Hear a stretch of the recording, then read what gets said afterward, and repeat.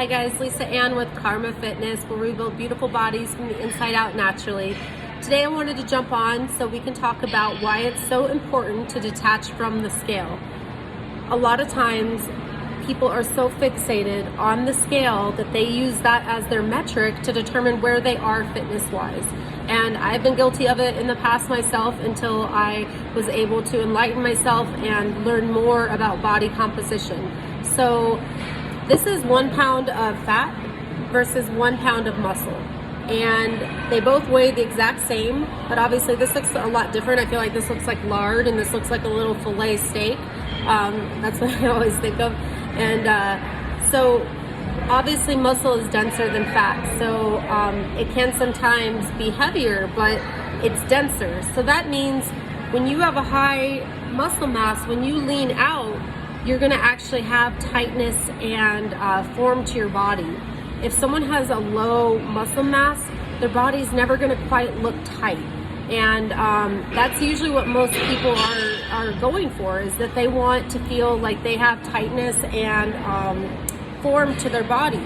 And I mean, I've known people that looked better when they gained 15 pounds of weight, muscle and fat, than they did at 96 pounds. So the weight is really irrelevant. There are many times I've done clients check-ins and they actually have gained weight, but then their body fat went down, fat mass went down, and their muscle mass went up, and that's why the weight went up. So it is so important to take this societal conditioning and literally throw it in the trash, because we've, especially women, we are so manipulated and dictated by what the scale says that a lot of times we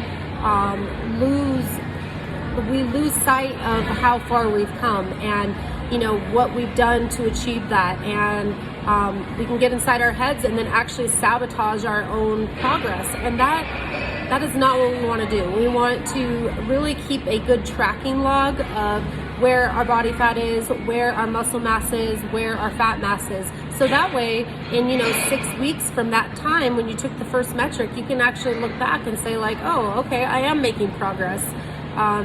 Instead of beating ourselves up, telling ourselves that we're not enough and we're not succeeding and it's not working. You could go to a million different people and feel like that they're going to be your answer and they're going to be your guru, but at the end of the day, like, you're always stuck with yourself. So you might as well try to improve your thoughts so that you can enjoy the fitness journey and not beat yourself up continuously. When in reality, many of us are actually making progress. And so just like from my own personal experience, when I left my old gym, and COVID, all that stuff was going on, but I actually gained 20 pounds of muscle in the last year naturally. And now I'm in a state where I've built sufficient muscle, and I'm gonna start working on leaning out, for my show in December. So, it's a process. It's not like, okay, I wanna get in shape, it's gonna take a month. Like that, if a client comes to me and that's their goal, like, we can't work together, because it's going to take longer than that, especially if you're doing it naturally. Like, there is a process, and if building muscle is what you need to put the muscle on before you start unwrapping the present, leaning out. And I think it's important to recognize where you are in that journey, right? So it's just so important to learn how to detach from the scale, so that way it doesn't dictate your life, it doesn't dictate how you feel, it doesn't dictate your emotions, it doesn't dictate your self-worth. I actually only weigh myself when I do body fat and check-ins with my coach. That's the only time I ever weigh in. And I ask my clients to do the same thing, because it's so easy to get fixated. I mean, me personally, like growing up, some of you may know this, but I struggled with an eating disorder, and that OCD of checking the scale every day, like, is just not healthy. And it really does mess with your mind, because depending on, like what's going on, if you're in a high stress time of your life, the scale may go up, water retention, lack of sleep, all those things play. If you're on your menstrual cycle, all those things play a role. So it's really a disservice to yourself to fixate on that and think that that's like your answer, because no matter what the scale says, I mean, it's not going to create happiness for you. So that's why it's so important to track your progress and actually track it in a way that gives you the full spectrum of information, not just, oh, this is my weight, this is what it means. No, because now we're learning more and more, about body composition and about building muscle. And when we have more muscle, our body requires more calories to sustain the muscle.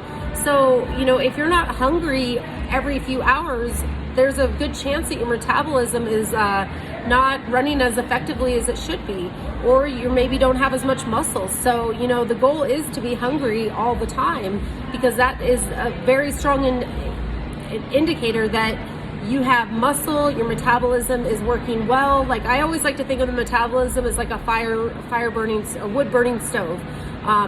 Wood burning stove. The more wood you put in the stove, the hotter and hotter it gets, aka the more efficient it works. So it's really, really important to start looking at things in a more logical perspective rather than emotional. And that's one of the big reasons why I love bodybuilding, because it takes me away from the emotionalism of the body. And like, there have been times like I've done really well in shows, and then there's been times that I'm like, I didn't do well at all. And no matter what, I always learned something from every experience. It's just learning how to be objective versus like subjective. You know what I mean? Like, objectively saying like, yeah, I could have done better on that. Yeah, I really need to work on getting 8 hours of sleep.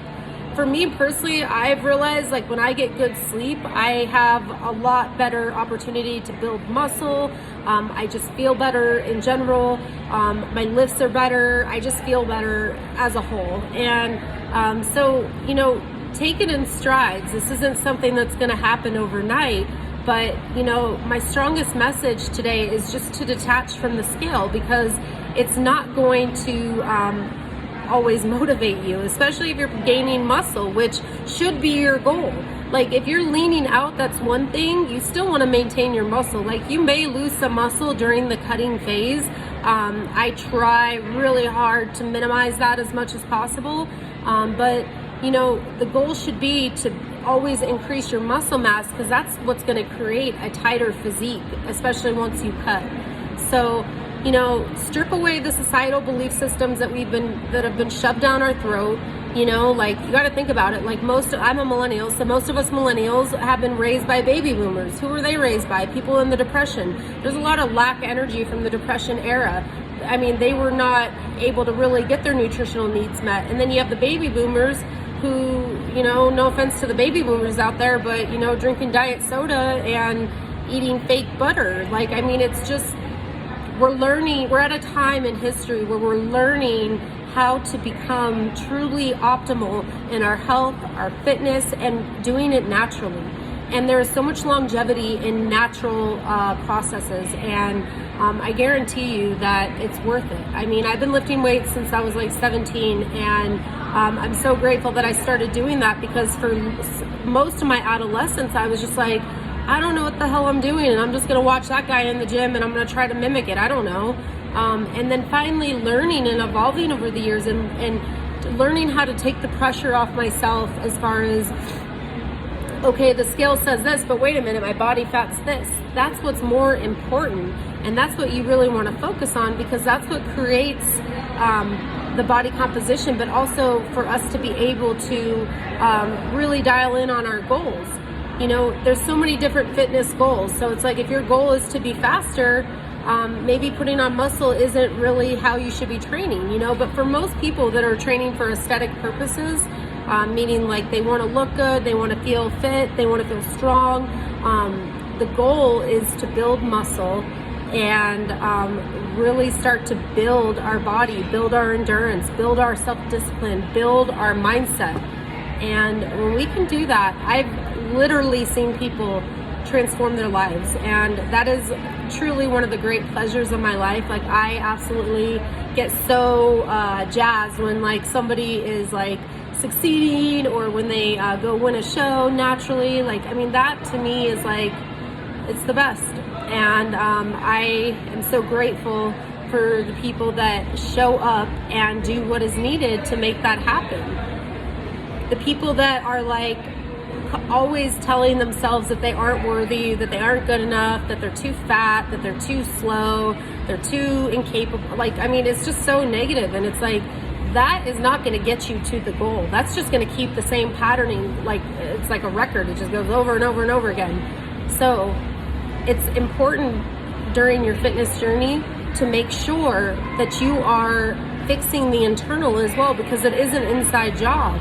You know, like, you could be the fittest you've ever been, but if you still don't feel worthy and you're still dictating what the scale says as a qualifier for how you're going to feel internally, it's gonna be a rough road. And I feel like it's important to just have the facts out there, because so many people have just been fed the wrong information, and they think like, oh, you can't put 20 pounds of muscle on in a year naturally. I'm only 5'3", so I mean, I'm not super tall, you know what I mean? And no, it is possible. And I'd say the biggest thing that I did to gain the muscle that I gained in the last year was a lot more sleep, really focusing on getting good sleep.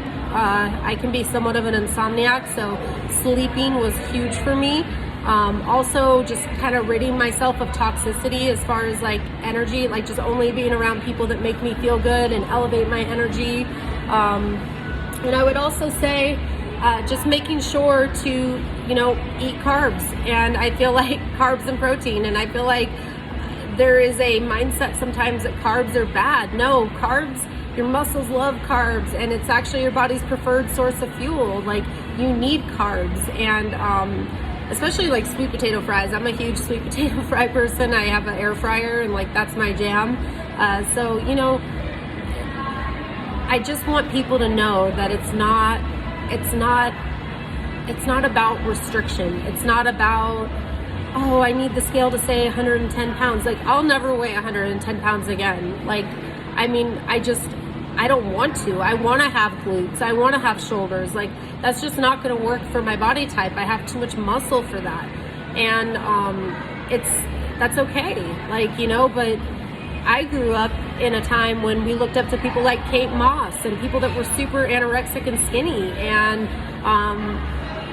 you know, that attributed to a lot of self-esteem issues for me growing up, you know. And so it doesn't surprise me that I fell into the world of fitness and bodybuilding, because this is a sport and a lifestyle that really teaches you self-care, teaches you how to love yourself, and it teaches you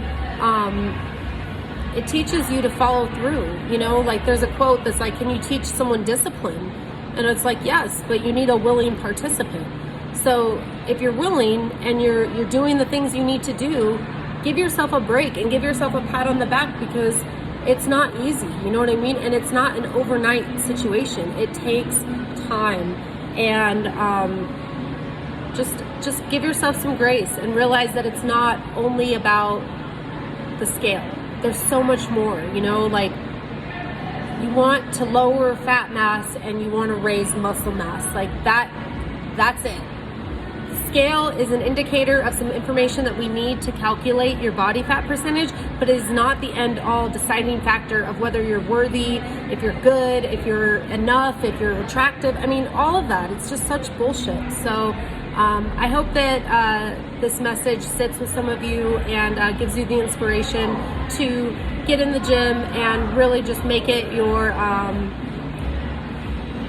sanctuary. And that's what the gym always was for me. The gym has always been just like I guess it's my escape, you know. It's always been my place where I can go and get stronger and feel better about myself. And I'm really grateful that I get to help people along that journey. And so with that, I'll go ahead and end this, and thank you guys so much. And if you are interested in any of my services, please check out my website, www.carmafitness, CARMA fitness.life. Thanks, guys. Bye.